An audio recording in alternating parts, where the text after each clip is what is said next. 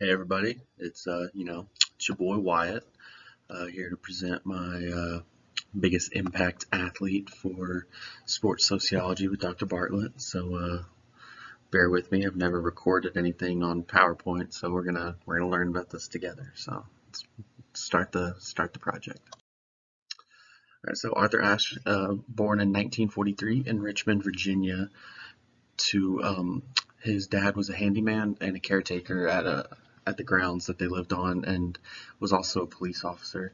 Um, his mother passed away in 1950 when Arthur was 7 due to a toxemic pregnancy. And starting from then on, it was just his dad, and his dad pushed tennis on him because growing up, Arthur had a very slightly build. So he pushed tennis hard on him. And he really began to get into it a lot when he was 7. Going to the next slide here. When he was 7, he was noticed by Ron Charity, who at the time in Richmond was said to be the best African American tennis player.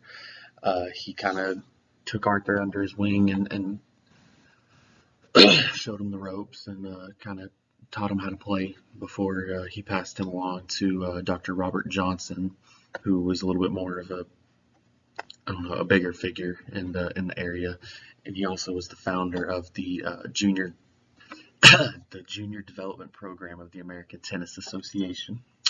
Um, and then, so from then on, Dr. Johnson coached and mentored Arthur at his summer tennis home from 1953 to 1960. So from the time he was about 10 to 17. And then moving forward, by the time he was age 15, he was ranked 5th in the nation. He became the first African American boy to play in the Maryland Boys Championship, which was in 1958, which was also the first integrated competition he played in. When he was a senior in high school, he kept running into a problem of he wasn't able to compete in a lot of these tournaments because they're whites only. So Arthur moved to St. Louis, where he would live with Richard Hudlin, who is a friend of Dr. Johnson. And while he was in St. Louis, he was able to compete with competing. He had more of an opportunity to compete in a bunch of different tournaments that were integrated. And then in 1963, Arthur was the first African American to win the National Junior Indoor Tennis title, and after he won that, he was given a scholarship to UCLA to play tennis. While he was at UCLA, he enrolled in the school's ROTC program to also help pay for college. Um, in return, so once he graduates, he has to serve a minimum 2 years in the U.S. Army. Uh, and so he graduated in 1966, where he got his bachelor's degree in business administration, and he immediately enrolled, was in the Army for 2 years after. Um, I believe he was just stationed in Maryland there at one of the Army bases, and he ended up just kind of leading the tennis program for the Army Academy, which, seems like a good gig.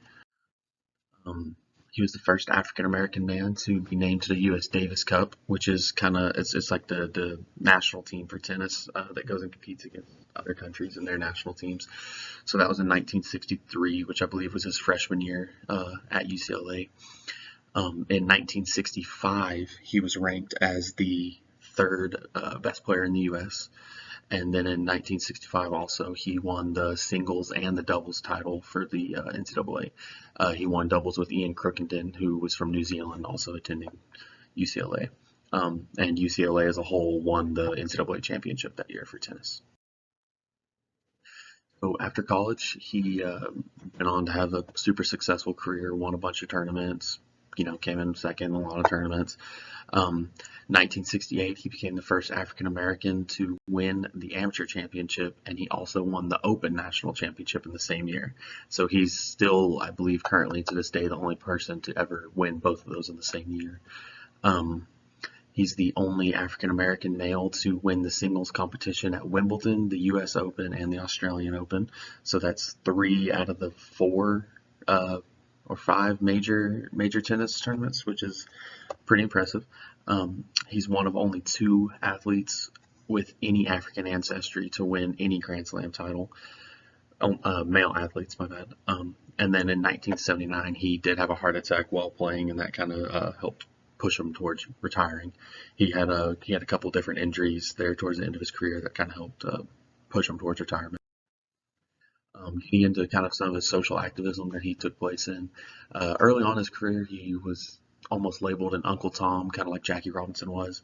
Uh, he was trying to get his foothold into the game, so he just kind of kept to himself, didn't want to cause a lot of issues. He just wanted to be accepted and get to play. Um, as he became more and more accepted and more respected around the world as an athlete and as a man, he became way more comfortable speaking out against indifferences and wrongdoings, specifically against South Africa, who was one that kind of affected him, personally, because I think it was for 4 straight years, from like 1969 to 73, I think, they would never grant him a visa to come and actually participate in their South African Open.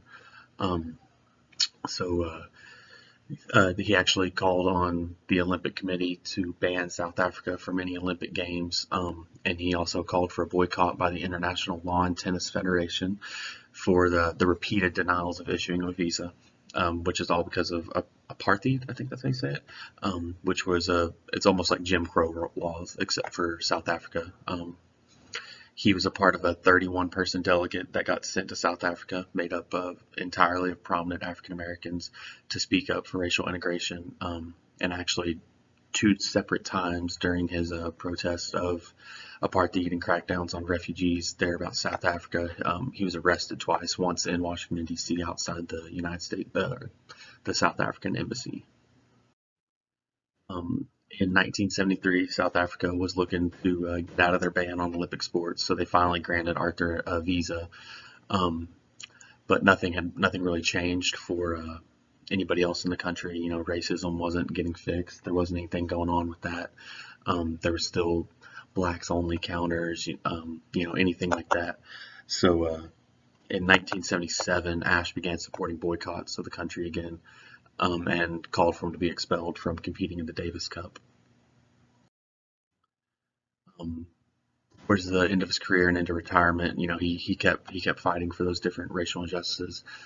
He was hired as a TV commentator and a newspaper columnist, where he still would bring up all kinds of issues that were going on and speak out against them, just in a much more televised sense.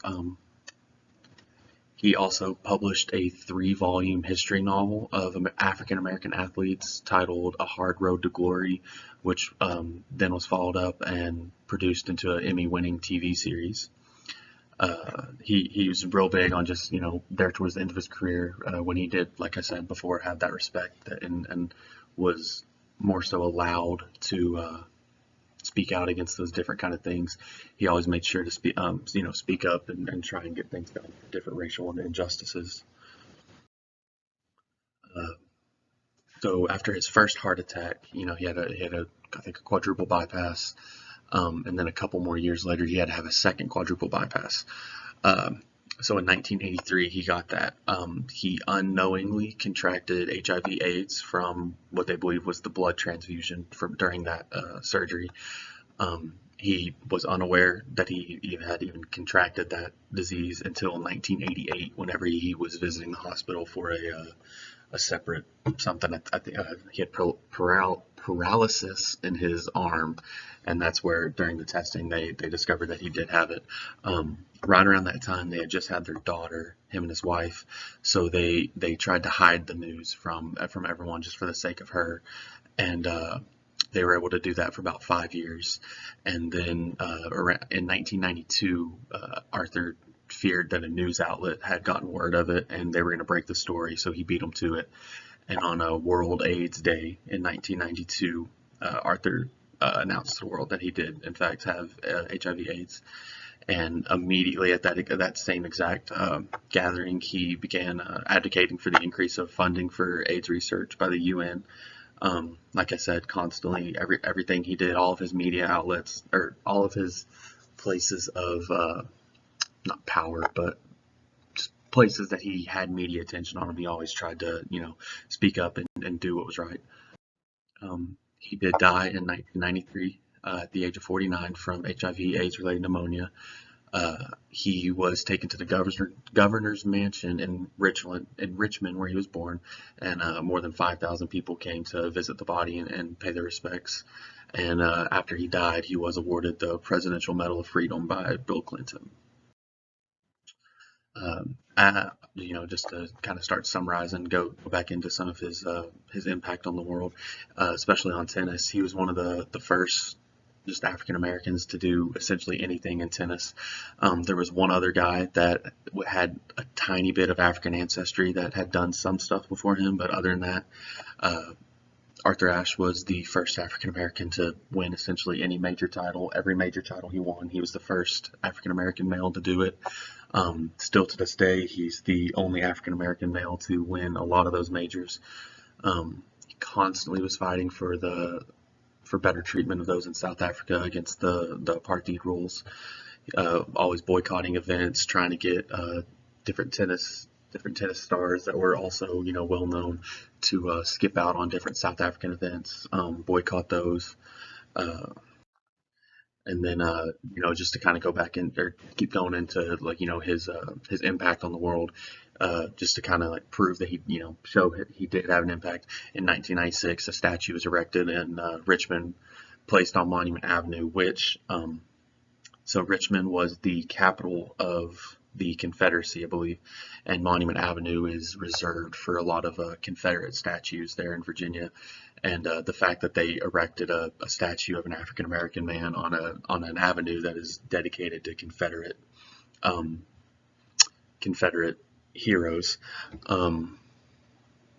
says a lot about what he did for that city, for that area, for the people of that, for the people of the U.S. The main stadium at the United States Tennis Association's Tennis Center in Flushing Meadows Park, which is where the U.S. Open is played, is named Arthur Ashe Stadium. Also the home of the annual Arthur Ashe Kids Day. Yearly, when ESPN does their awards ceremony, the ESPYs, they hand out an award named the Arthur Ashe Courage Award, which goes out to a member of the sports world who exhibits courage in the face of adversity. I believe the last couple recipients have been, I know the last one, or one of the last ones was a news anchor who had passed away of cancer. And then at UCLA, where his alma mater, the Student Health and Wellness Center was opened and named after him in 1997. Just to kind of summarize it and finish up here, Arthur Ashe was a fantastic tennis player, winning multiple titles, had a great record. I believe his final career record was around 73% win percentage, was ranked #1 a couple times in his career. Was the first African American to break through many of the color barriers there in the sports world of tennis, and winning multiple championships as an amateur and as a pro. He was constantly speaking up, advocating for those afflicted by apartheid in South Africa, was arrested twice, set out multiple tournaments, missed out on a lot of prize money that he could have won for winning those tournaments. And then, of course, after he did contract HIV/AIDS, he became a big speaker for that as well. So that's my presentation. Thanks for listening. Good luck on the rest of the semester, guys. We're almost done. Finish up.